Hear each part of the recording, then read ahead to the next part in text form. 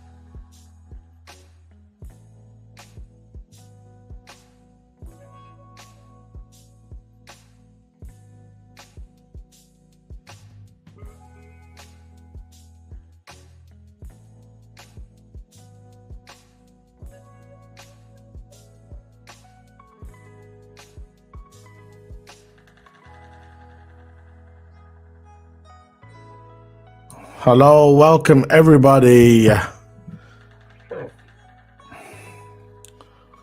going to talk about Liverpool, what happened on Sunday.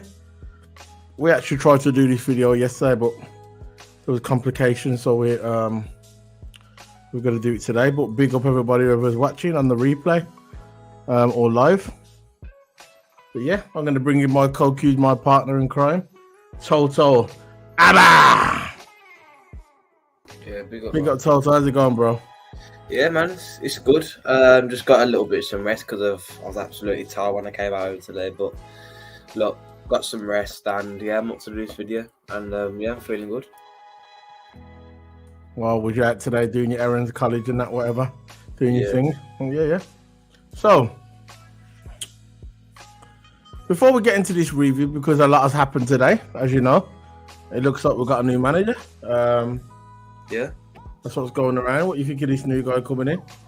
Look, I think he looks like a really good manager, and I think he will actually benefit other players if you think about it, because Salah can move more inside, and that's where he's usually strong. Salah's going to be here.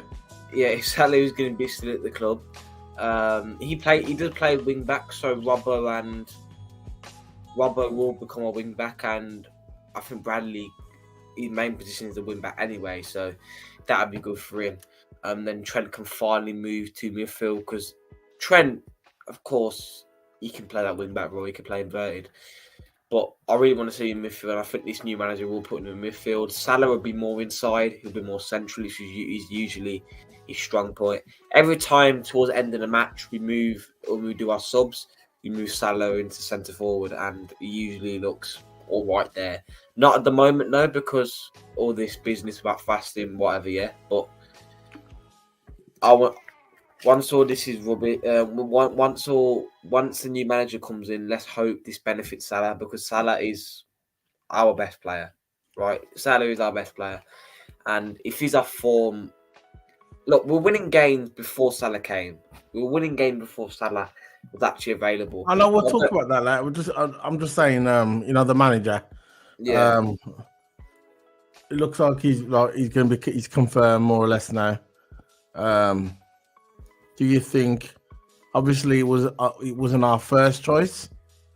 It was actually, come to think, it's certain Liverpool fans wanted this guy to be first. Most of the fans really wanted Xabi Alonso. That got confirmed last week that he wasn't going to be Xabi Alonso. So regarding this manager, the formation that everyone's thrown around that he's going to play is going to be like a 3-4-3, and we can do a video about this probably tomorrow, more dedicated about the new manager, or we could do a space whatever. But people are thrown around the 3-4-3. So they got Gomez. We're gonna have Gomez left back, Virgil in the middle, Ibra on the right. So we're 3 at the back, 4 in the middle. So we're gonna have Robbo or McAllister with Endo and Trent, and then and then you're gonna have your lone striker, which is Jota, and then you're gonna have your 2 centre forwards underneath him, which will be Szoboszlai and Salah. So looking at that formation, that's what everyone's throwing around. I tend to like that formation. There's a lot of Liverpool fans have been screaming from the top of their voices that they wanted this as a formation. Now you're looking at this formation now. I actually like this formation. I like the way it is. It's very. I know we've got 3 at the back, but we've got 4 midfield, and then we've got the 2 centre forwards, and you got the lone striker on the top, which is Jota. Which that's the guy I'll definitely have as the lone striker. I'm looking at all that. So what do you think of that lineup, or would you go for that lineup? That's how he tends to play his team anyway. So what do you reckon? Ruben, Amarim. I think the wing backs will actually help us more up front, because the wingers will have support, they'll have options. Robert will them wings, because of course you have the 3 at the back, and plus we'll probably, when we are tracking back, we'll defend in a 5 back. So look, overall more solid in the back line. It could leave us out wide because the 3-back formation. I don't know how tight you actually play, but the 3-back formation actually could leave us wide for counter attacks, which is not that good. But when we are tracking back, we are going to defend in a 5-back. He's going to change to, I think, a 5-2-3, right? Yeah, obviously he's not going to stay like that. Obviously, when we're in the attack, then they'll adjust accordingly. I know that, but I like that formation, the 3-4-2-1. I like that formation, and yeah. But people like this guy. I don't know nothing about this guy, to be fair. About this manager, I know nothing about this manager. I don't tend to pretend that I know. I don't know nothing about that. I've never heard of him until a few weeks ago when he was linked to Liverpool. But there's a lot of people out there who say that they like him. They could be just saying that just to sound really important. But yeah, Ruben Amorim. So he's going to be the new Liverpool manager. So, like I said, we're going to talk about this more in depth, probably tomorrow in the podcast or on YouTube. Probably both. We might do the YouTube video, then we could talk about it on the space. But yeah, it is what it is. If he could come in, he's got a good team to work with at the moment. I personally think that he's going to move Trent into midfield. There's going to be no right back for Trent when he comes in, and I'm excited to see this. I don't think there's going to be the D. How we play with the D, like when we got Endo. There'll be 4 midfielders, 4 flat midfielders, then a 3 behind. Obviously, you're going to get one that tracks back, but I like that formation. I think it's a different formation yet for Liverpool. Because Liverpool's Klopp. I don't think Klopp's ever changed his formation, has he? He's had the same. So he's what it is. So let's talk about the game, the Liverpool game. We'll get into that now. We're going to start talking about what happened. We've had 48 hours to digest this debacle, what happened on Sunday. I've watched a few YouTube videos, the regular ones that I watch. Big up to Drifty, by the way. If Drifty watching this somehow, big up to Drifty, man. Big up. Love his channel. He's got his own channel. He's had it for a couple of months now, about a few months now. I think he's just hit 2,000 subscribers. Big up to Drifty, man. The guy's just the realest guy in the room, man. If you're watching this, big up Drifty. So I'm gonna make this short. It's not gonna be a long one today. Usually we make the videos directly after the game, but obviously we had Formula One and there was a lot of stuff going around, and things just got on top of each other. But I'm gonna go and watch the Champions League game soon. I'm gonna be honest. I'm just gonna get through this quite quickly today. So I'm gonna ask you. I think I know. I ain't asked you since yesterday anyway, but I'm gonna ask you, what did you think of the boys on Sunday against Man United? But it's the same old spell in the FA Cup. We had our chances, we didn't take them. 20 plus shots, and we only scored 2. United, they had, I think, 5 shots, and then 2 shots on target. They got the 2 shots on target, and yeah, they were way more clinical in that game. Every time when they lose the ball, everyone tracks back. We push forward. We lose the ball too easily. And then all I've got to do is leap one over and then on the counter attack. When you get those low block counter attacking teams, Man United is good at, right? I hate to admit it, but they are good at tracking back and getting stuff on the counter. That's what they're doing to us. They were dropping back, we were pushing forward. And the only thing about playing low block teams, you have got to keep that ball. You have got to keep that ball. Because if you lose that ball, right, against a low block team, all they're going to do is going to get every man forward, leap one over, and then on the counter attack, and there's only a few men back in defence, right? Yeah, you're right. We didn't keep that ball, and that's why we lost. We didn't lose, but it's a loss for me, right? I know it's a draw, but it is a loss for me. We could have been top of the league, could have been 2 points ahead, staying away if we kept on winning, but we can't learn after the FA Cup. We can't break low block teams. We haven't got a good history of low block teams, even though we could. Maybe the low block team that we have beaten is probably like Sheffield United or Burnley, something like that. If you're against a low block team, What an achievement! Yeah. If you're against a low block team that actually knows what they're doing, right? And I hate to say this about United, they done us over on the counter attack every single time, right? But we had our chances. And we didn't take them. I know about the counter attack, I'm not a low block. We can't play low block teams. But when you have a low block team, you have a chance. You have got to bury that chance. You have got to bury it, and you can't lose that ball because as soon as you lose that ball, boom, counter attack straight away. And that's what happened. I'm going to ask you something, Toto. I'm going to ask you, do you think we're going to win the league? Yeah, I still think we can win the league. Still think we're going to win the league? Still think we can win the league. What we've got to do is get a lot. But I know you still think. Do you? I'm going to ask you, yes or no. Do you think the way we are now, and the way how many games we got, who we got, we know we got we got 3 tough games coming up. Crystal Palace, we got Fulham away, and we got Everton away. Our record at Goodison Park, by the way, is not that good. I think in the past 10 years, I think we've only won about a couple up at Goodison Park, most of them being draws. So we haven't got a good record up at Everton anyway. So and Fulham are a tough cookie at home, especially this season. So it's not going to be a walk in the park. And I've been looking at our remaining games. I think we've got. I think our run. Because remember, I used to say to you before, I think Arsenal's got the hardest run, then us, and then the easiest one's Man City. Yeah, I'm going to roll back on that one. I think we've got the hardest run. If you look at Arsenal's run, you know the reason why people are saying that Arsenal had the hardest run is because their first game back after the winter break, after the international break, was Man City. So when they saw Man City as their first game, everybody kind of said, right, look, Arsenal's got the hardest game. The hardest run. But if you look at Arsenal's run, Arsenal should win every single game. The only potential banana skin for Arsenal is the Spurs game. They'll beat Chelsea, no problem. They'll beat all of them. They'll beat the rest of them. Look what they've done with Brighton. They dispatched Brighton. Everybody thought that was going to be a tough game. How did that work out? Yeah. Right? So I think we've got the hardest run.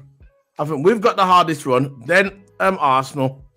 Then Man City. I think Man City's got the easiest run. I'm still gonna stick to that. But I still think that we've got the hardest run. Because I thought Arsenal did, but now you're looking at the games, you can see what's in front. I think Liverpool's got the hardest run. Them 3 away games that are coming off, they're going to be very tricky. Liverpool, for me, has got the hardest run. I'm going to roll back what I said last week and the week before that Arsenal have. No, I think Liverpool have. Arsenal should win every single game now to the end of the season. It's just that Spurs game that might be a potential banana skin for Arsenal. But apart from that, I think we've got the hardest run and we've made it harder for ourselves by drawing that game, which we should have won. People are going to blame Kwanzaa. People are going to blame this and that. But if we finished our lunch, if we finished our dinner and the chances that we had and we converted them into goals, there'll be no blaming. People only start blaming people when you know that the team underperformed. And that's what I think. We underperformed. We underperformed. We didn't go out there. We started missing chances like we've been doing regularly lately. Everyone says, "Oh yeah, we got the best front three," but the best front three can't score goals. And the last time I checked, when it came to a football game, the aim is to score goals. That's what it is, to score goals and win games. And we could not win. We could not score goals. It's very simple. We couldn't score goals. We look good on the ball sometimes running forward, but when it gets to that final third, the execution was not there. Now, who are the people for you, Toto, that stood out for you to say, you know what, you had a bad game? I'm going to ask you straight out. For me, I know Salah scored, but he still had a bad game. He missed the sitter. He should have scored more. I thought Kwanzaa had a brilliant game, by the way. It was just that one mistake that he made. I thought he had a really good game up to that point. Yeah, he made a mistake. People make mistakes. Virgil van Dijk said it straight after the game because you know that the hate was coming the day after on Kwanzaa, and you can imagine the abuse that he was getting, the racist abuse as well. You know that's coming. They're your best friends when you're scoring, but when you're not scoring and you miss it, or when you make a mistake. Oh yeah, I love Kwanzaa, brilliant defender. But as soon as he makes one mistake, then the abuse comes, the racist abuse. And I think that the world, the way that, look, we live in 2024. We don't live in the 1960s or the 1970s, and that should not be tolerated. It shouldn't even be tolerated back in the day. and it certainly shouldn't be tolerated now. Abuse, racist abuse with stupid geeks on the keyboard who've got no job. They sit at home, in a dirty sofa with the semen stains in it, typing on the keyboard with cheesy watches between the keyboard, typing, oh, I hate Kwanzaa. But in real life, they could never confront. They could never confront anyone in real life. They just want to sit in the yard and type and think, oh yeah, I'm hard. I'm on the keyboard. Keyboard warriors. So enough of the abuse, people. It's not cool. So, who was a standout performance for you, or if there was any? There weren't really any, to be honest. I think our best defender was probably. I think our best player on the pitch was Van Dijk and McAllister. You know, Van Dijk, he covered up so well. Really, whatever. McAllister, what can I say? His passing was on point, but we just couldn't finish ours. We couldn't finish our chances. So his passing really means absolutely nothing if the player can't even put it back in the net. Yeah. No. So yeah, that's just my view. My two stand-up players for me was McAllister and Van Dijk. The worst players for me was Salah and Diaz. Right, Nunes, he did what he could. He tried to assist, but none of them could finish. Nunes had a chance, he missed it, right? But Salah and Diaz had wide open. When I mean wide open, I mean wide open, right in front of goals, and they battled them both. We could have won this game 4-2. It was Salah and Diaz did not finish. Nunes could have got an assist, but he never, because Salah and Diaz could not finish. Salah could not go inside and finish up back of the net. You know, it's unbelievable how you got world class players like Salah, you got world class players. You got non-world class player Diaz, but when you have an average footballer in front of that goal, they would finish that. When I say one, it was a wide open chance. Not even wide open, right in front of goals. Keeper's on the other way. Yeah. All you got to do is tap it in, and they didn't even do that. Salah had a chance right at goal, didn't take it. So Salah and Diaz were the worst players on the pitch. I don't care. Salah scored the penalty, right? Penalty. You know, penalties are good to score, and at least it's a goal. I understand that, but if you run his overall play, you play absolutely terrible. And I think this is where we need to start benching Salah until all his fasting business and all that's over. But at the end of the day, he had chances. No, but I don't blame the fasting because he scored. He didn't take the chances. Yeah, but even before, Salah's been like this before, even before the fasting. Yeah. So you're blaming the fasting? I'm not blaming the fasting. I'm not blaming the fasting. I'm saying the fact that he didn't put the ball in the back of the net. Yeah, that's it. He had chances and he put the look. If Liverpool would have won this game, nobody would have been talking about the fasting. Yeah, exactly. It's because Liverpool lost the game. People are trying to find excuses. Simple. Now, Harvey Elliott came on, made a big impact. When he came on, he got the penalty. He didn't make an impact when he come on. Salah just hasn't been at the races lately since he come back. Even before, he just hasn't been at the races.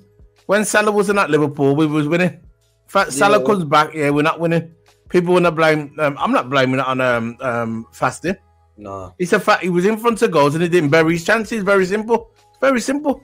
People need to stop making excuses about fasting. It's not to do with fasting. It's a fact that he didn't finish his dinner. He was in front of goals and he didn't score.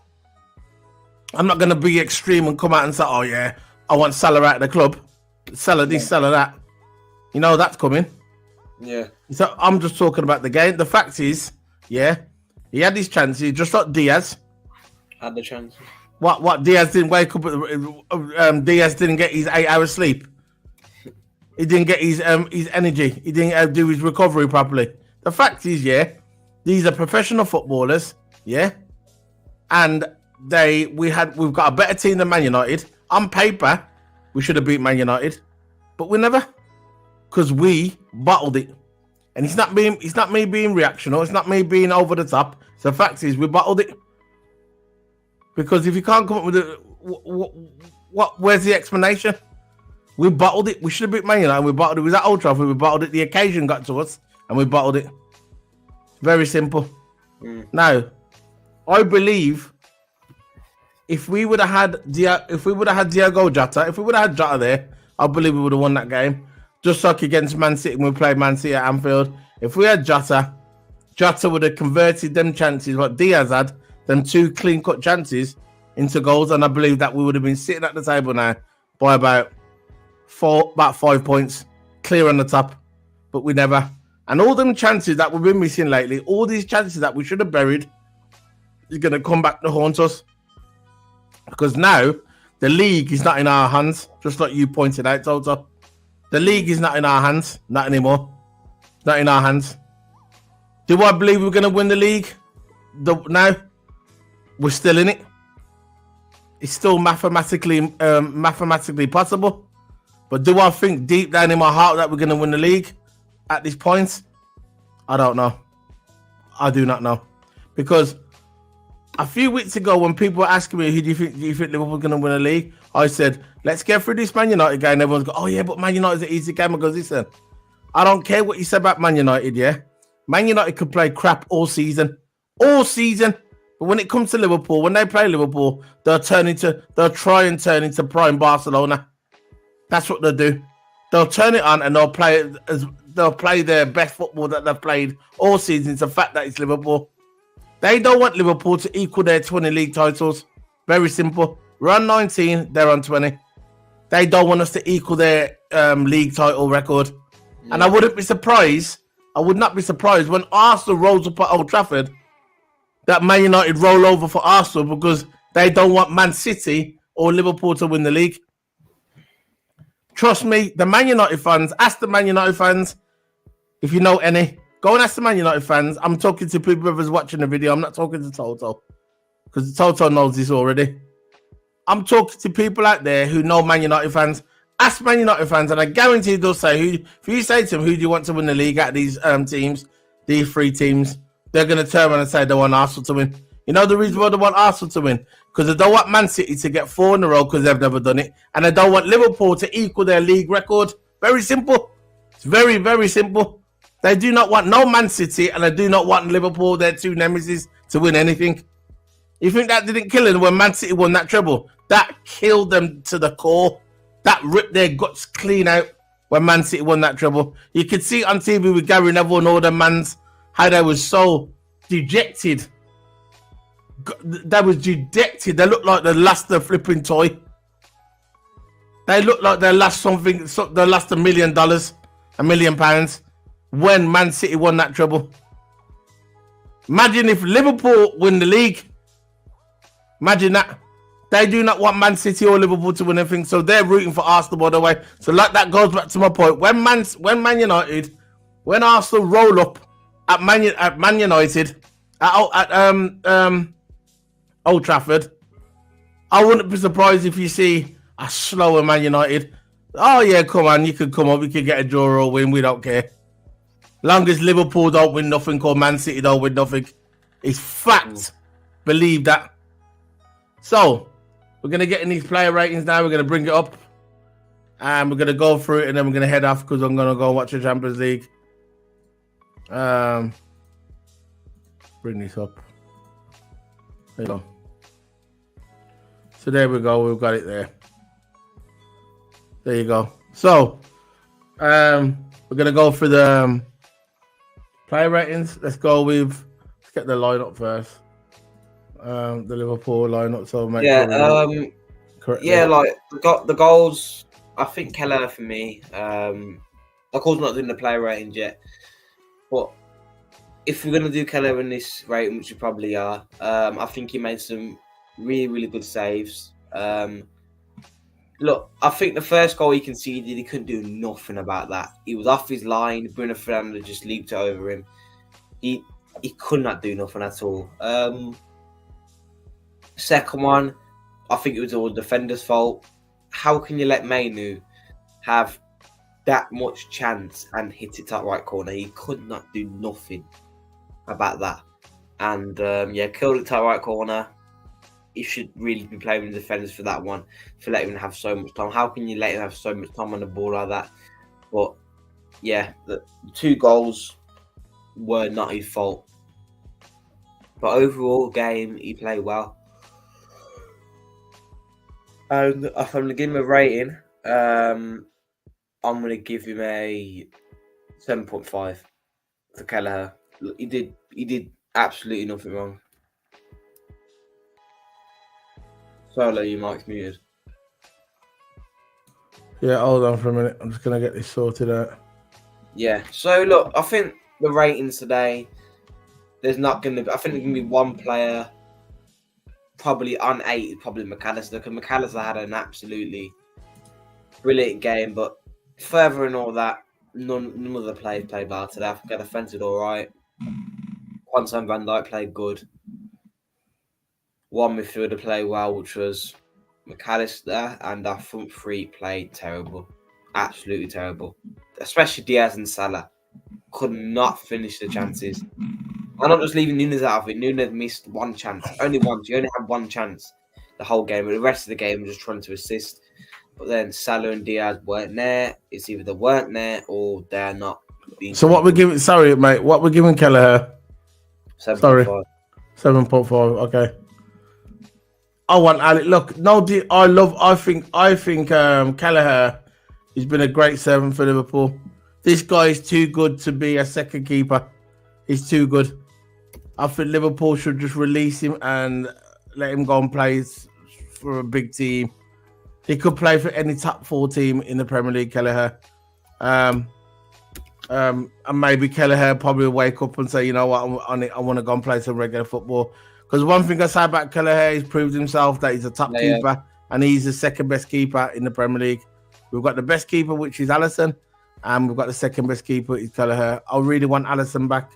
I think Alisson brings a lot to the table. We know he's a better keeper, but he's got that kind of it factor when people see him, they know he's a good keeper. And look, let's face it, Alisson makes saves that no other keeper in the world makes. That's why he's the best keeper in the world. But Kelleher is a brilliant keeper, and I bet Kelleher will probably want to go soon eventually and want to go and play regular football. Maybe he likes being a second keeper, but I don't think anyone likes being a second keeper, to be fair. If he's got ambition, which I think he has, he's going to want to go to another club. I'm not sure when his contract's up. I'm not sure when his contract's up, but I think he's going to want to go to another team because Kelleher is just too good of a keeper to just sit around and do nothing really. Because when Alisson comes back, he's not going to see any football. It's going to be all about Alisson. But as a Liverpool fan, I don't want him to go. But as a human being, you want him to get success somewhere else. Obviously, he wants to be a main keeper. He could get in any of the top teams in the Premier League, any of the top teams in Europe. Really, he's that good, Kelleher. So let's get on to the next one. The next one is Robinson. What we're giving Robbo? I think Robbo looked like the old Robbo from the first half. Yeah. Making really good runs. I like the overlapping runs he made. I like the attempts of the 1-2 passes that he tried to make. And yeah, Robbo overall, I'll give him 7. Robbo. I think he had a really good first half, and he looked like the old Robbo in the first half. Energetic. Always want to make them runs on the left hand side. Yeah, 7. The only problem I had with this game, when I saw the lineup, there's 2 people that I would have added in there. Instead of Robinson, I would have played Gomez. I thought Gomez would have suited that the left for me. And Quansah, I would have started Ibru. I don't know why he didn't start Ibru. That's a myth to me. Why he didn't start Ibru Konate. He never started. I was just baffled why he didn't start him. But he started Quansah. But that's the only thing of the back 4 that I was a bit skeptic about. Having Robinson, even though Robinson's a brilliant player and he's come back. We know, obviously, he's not like the old Robbo. First half, he played absolutely amazing. I tend to agree with you, Toto. But I would have started with Gomez, and I would have started, instead of Quansah, I would have started with Ibru Konate, because I think them 2 would have brought more of a defence to our back 4. But I'm not going to knock Robinson. He had a brilliant game in the first half. And I'm going to go, what did you say, 6? 7. 7. I keep forgetting today. I'm half asleep. So, he's going to get a call. A callish. So, just underneath Kelleher. So, we're going to go with, we're going with Virgil van Dijk.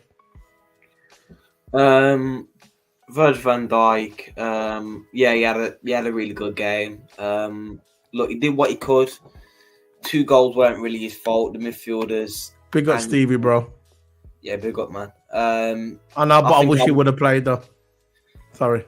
Yeah, so our midfielders were at fault for the second goal. What Mainoo scored, they should have pressed him down. How can they let Mainoo have that time on the ball? He's been one of the best players for Man United, in the DM spot. And how can you let him have so much time on that ball? But look, he locked up Rasmus Højlund really well. Rasmus Højlund had no chance. He didn't even get a look in Rasmus Højlund. Van Dijk did really good of closing him down and jacking him outside the box. He did really good at doing that. But overall, just Virgil van Dijk just being Virgil van Dijk, But look, for me, I'm going to give him Virgil van Dijk 8, in my opinion. I'm going to give him Van Dijk 8. Van Dijk 8 because, he did really good marking Højlund and overall just played well. So 8.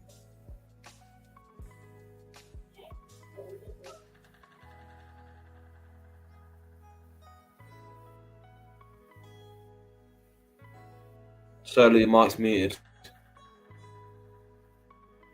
Because I keep going off because I'm doing stuff. Sorry. He got a number 8 for Virgil van Dijk. So I'm not going to argue that one. Let's go with Quansah. For me, can I start with Quansah? Like I said at the beginning, I thought Quansah had a good game today. I mean, not today, 2 days ago. I thought Quansah had a good game. And because of that error he made, I'm not going to hate on him.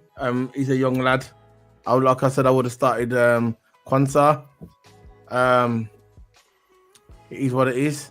It's just Stevie just said City just scored. So before we'll get onto that later as well. We'll talk about the Champions League, not today though. But basically, Quansah had a good game until that error he made. That cost him a bit, but I thought he had a decent game on Quansah. So for me, I'm not going to give him a high number. I'm not going to give him a low number. For me, I'm going to give him a 6.5, which is a cool. For me, I don't know what you're going to give him, Toto. I go 6.5. I think he had a really good game, but the mistake cost him. But it worked. Come on, we can't just blame why we lost the game. When we drew the game because of him. It weren't because of him because we didn't finish our chances. Simple as that. Of course, man. So we're gonna go with Conor Bradley. Conor Bradley got the yellow card. There was many yellow cards. I think Man United got 3 yellow cards as well. I'm gonna go with Conor. What are you going with Conor Bradley? Conor Bradley. I think he was a ghost today. It was an absolute ghost. 2 days ago now. 2 days ago. It was an absolute ghost this game. I didn't really see him get involved like he usually does every single game. Conor Bradley makes the runs, good defensively, really good at tracking back. But he seemed like he was a bit tired. I don't know. He seemed like he was a bit tired. Well, he's been playing he's been starting every single game for us. Right, Gomez I think only started a couple of times, but Conor Bradley has started every single game for us. So it could be suffering from fatigue. I do not know, but today's that game, he looked like a shadow of himself. So I'll give Conor Bradley 6. Fair enough. You know what about Conor Bradley? The thing about Conor Bradley, remember people don't realise he's a young man, very young. He's coming to the team. For me, he fulfilled his potential, and then some. He's come in, not replaced, but he's filling in for Trent Alexander, which is world class, one of the best passers of football, world football, and he's coming, and I think he's fulfilled his role. He's coming. He looks more stable. To be fair, I think he looks more stable in right back. Obviously, he's more creative. He's more creative than Trent, but he looks more stable at the back than Trent as a right back, and that's why hopefully when Trent comes back, we know it's not going to happen under the Klopp regime, but it might happen under the next manager's regime that they put Trent in midfield and Conor Bradley can fulfill be back in that defensive role, because Conor Bradley is too good of a player to leave on the bench. He's too good of a player to leave on the bench. So I'm going to go with that number. You said 6. Did you have 6.5? No, I said 6. 6. So I'm going to go with the kit of 6 here, like we've just done, Conor Bradley. So the next one is Mac 10, McAllister. McAllister's probably our best midfielder, in my opinion. I think Like he has been lately.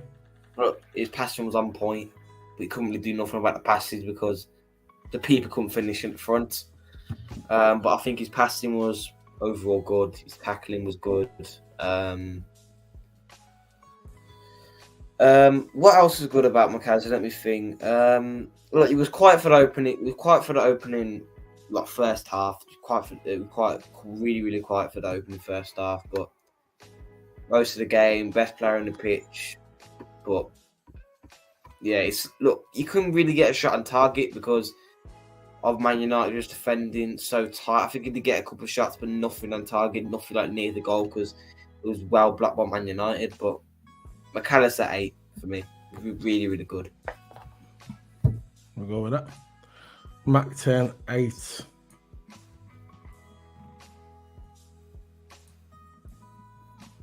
So he's there with Virgil. Yeah.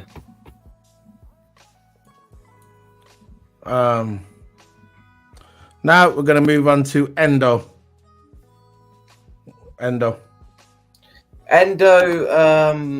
I think another one who was a bit quiet today. I think these players have been starting every single game.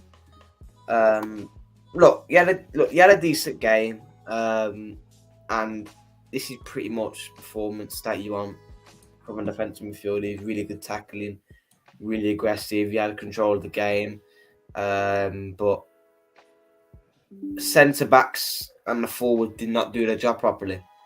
Look, Endo for me, if I want to give him a rating, I'm going to give him 7. I think he had a really good game. He's tackling well, protecting the ball well, controlled the game well in the DM. But the centre backs couldn't do the jobs because DMs usually rely on the centre backs to do their jobs. Right? Didn't do the jobs properly. Forwards did not do the job, so Endo couldn't really do nothing about that. But I think he controlled the game really well in the midfield. So what are you giving him? 7.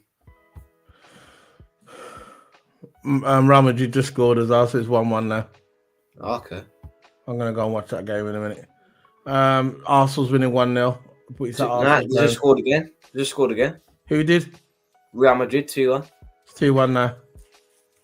It's that Real Madrid though still.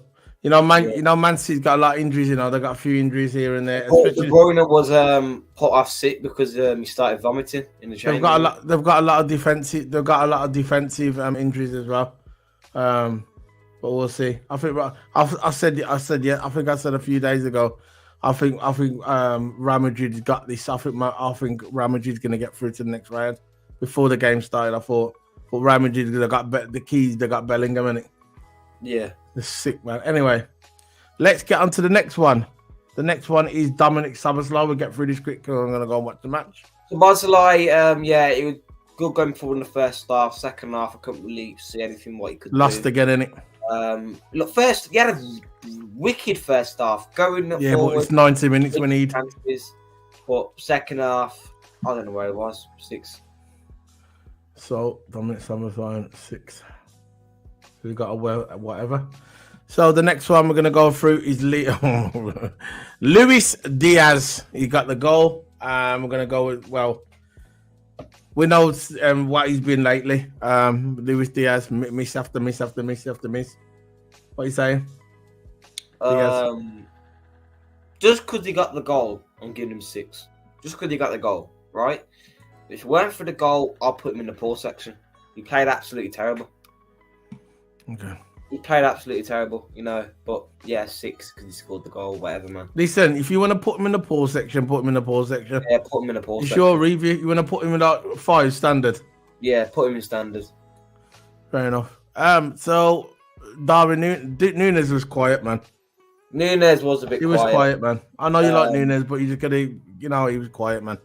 It was quiet this game. I didn't even know what he was doing at point. He was quiet. I think back end of the second half when it was about to end the game, I don't know where he was, in my opinion. I know. I think most of the game he tried to do an assist, tried to always do quick passes. But again, Salah and Diaz could not finish the dinner. So, yeah, Nunes looked a bit lost in this game. I don't know what it is, but he did look a bit lost. I think he'll be more lively on the left, but that's we know this left. It should be on the left, but know this, but yeah, 5.5, 5.5. So, and now Mo Salah. I know he scored, but he missed a lot. He missed some sitters. Okay. He missed sitters, man. What are we giving Klopp? Klopp, he's not to blame for this game, but from the giving him anything, I give him. Klopp is not to blame. He's not coming out. I'll give him 7. He's not. Klopp. He's not to blame. Klopp, actually, after the game, Liverpool, he actually criticised the team, and I've never saw Klopp do that before. He walked off that pitch so angry. He was angry when he walked off that football pitch.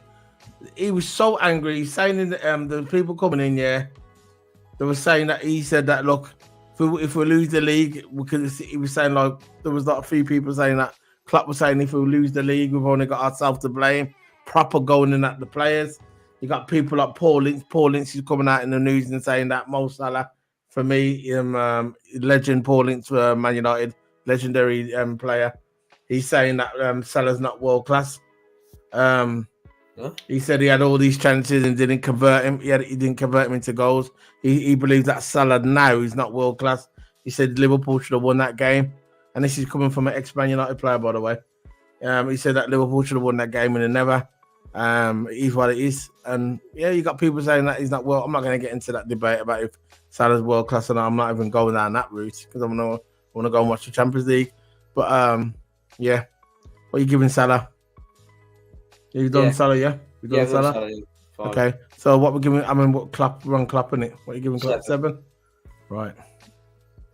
It was right to be angry. I saw him on the sideline getting angry at all the flipping players, saying, "What you doing?" You know, something like that. And I hate this as well. After we concede a goal, enough of that, man. No, if we get a chance, yeah, and we sky it or we miss it, which is on a regular basis these days, starts doing that. Enough, man. But anyway, that's the end of the review. Really, I'm not going to go through the subs. I thought actually I will go through one sub. Harvey Elliott, when he came and he made a big impact for me, and I'm going to give I'm going to give Harvey Elliott a print. I'm going to give him a print just because of the fact that's a fair rating. He did really good. He did really good when he came on. An absolute engine, absolute pacer down the midfield. This is why I would like to start him over Salah. We're gonna have that soon. Eventually, we're gonna have that conversation about that. We need sometimes we might have to leave Salah out. We have to leave him out because if you've got another player who's playing just as good and he's a bit younger, he's got the youth and he could potentially play better than Salah at this time. Why not? Why not? If it's gonna help the team going forward, why not? But at the end of the day, these mans are saying that Salah. I personally think Salah's going to leave it at the end of this season anyway. I think this is his last season. I think he's going to go to Saudi Arabia and that'll be it. I don't think he's going to sign another contract. I would like him to sign another contract, to be fair. Yeah. So I think Salah's still got a lot to offer.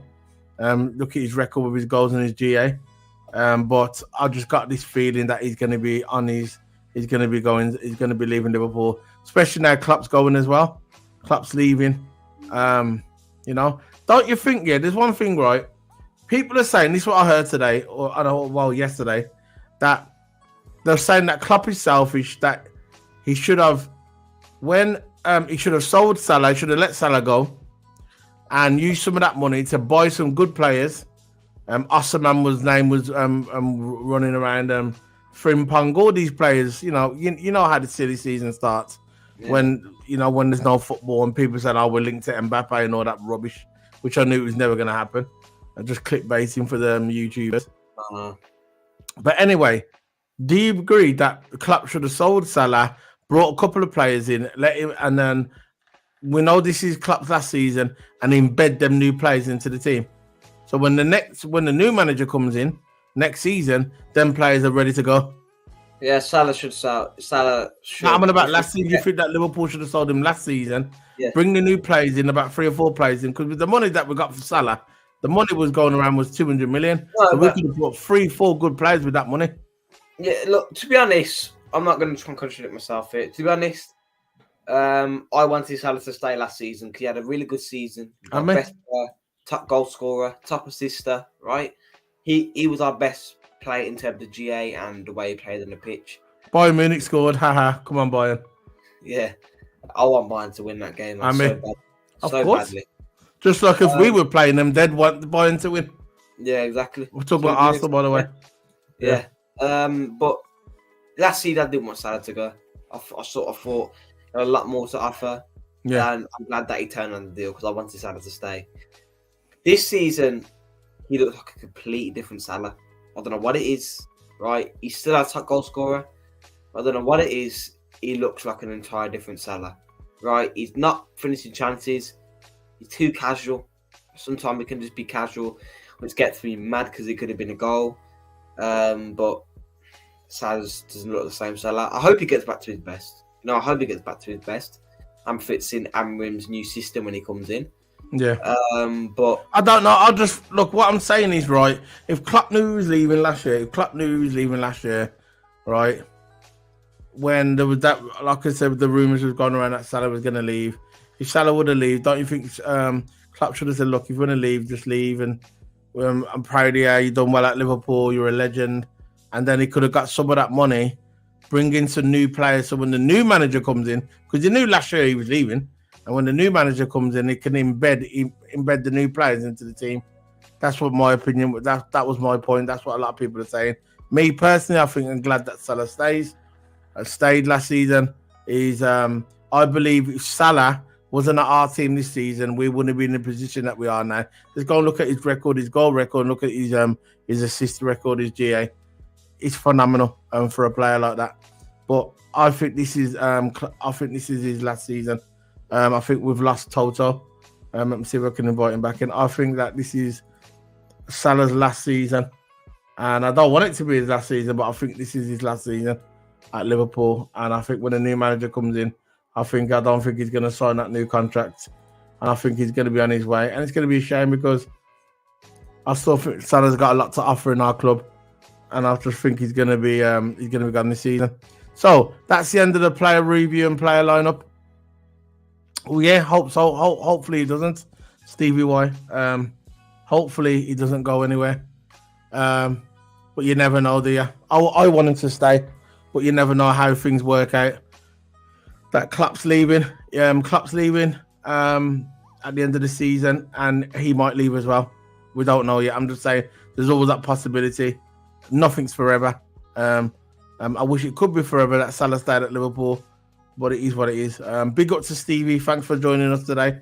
I know it's only a few people watching us, but even one person watching us, it's a big deal for us on this channel, even when going. Toto, I'll give you the link. I just gave you the new link, bro. I just gave you the link in your Twitter. So go on your Twitter, and I just gave you the new link and just accept that and come back in because I'm going to be heading off in a minute. That's a good one. Yeah. There's not, Salah, man, he's what it is, isn't it? But what we're probably gonna do a space tomorrow about the new manager coming into Liverpool. So let me know what's going on. Tell me what you think, guys, tomorrow in the space. We're gonna be hosting a space tomorrow. Like again, big up to Stevie. I'm gonna be heading off now. Did you get the link, Toto, before we head off? Did you get the link, bro? Because I'm gonna be heading off now, bro. I'm going to go and watch some Champions League still. So I'm going to be heading off now, Toto. Big up. Remember to smash the like button, guys. Smash that like button. Subscribe. Like. Subscribe. Big up to Stevie. Big up, bro. And I'm going to be heading off. Toto can't get back in because he's not on here. So see you later, guys. Big up, bro. I'll give Toto another minute for him to come. Toto, you back in? Toto, let me see if he's on here.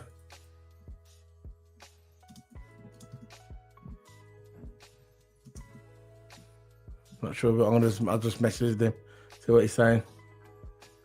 Yeah, so that's it, man. Let's see what the score is with the football. So it's 1-1 with Arsenal, 2-1 to Madrid. There you go. So it's 2-1 to Madrid. So Madrid's winning now. Madrid's winning 2-1. Real Madrid's winning 2-1. So, and Arsenal still 1-1. So Toto, I'm gonna be heading off. You want to say something quick before you go, bro? Yeah, say something quick and say, make sure you like the video. Thanks, Tom, for joining. Really appreciate it. And I'm gonna go watch the Champions League, man. But yeah, big up everyone, and see you in the next one. Yeah. So what's going on? I thought this guy's had been announced. People saying he's going during negotiations phase. But we'll see what happens anyway. We're gonna talk about it tomorrow anyway. Big up, bro. Let me just get this banner up so we can leave. Bye. See you later. See you later, man. Bye.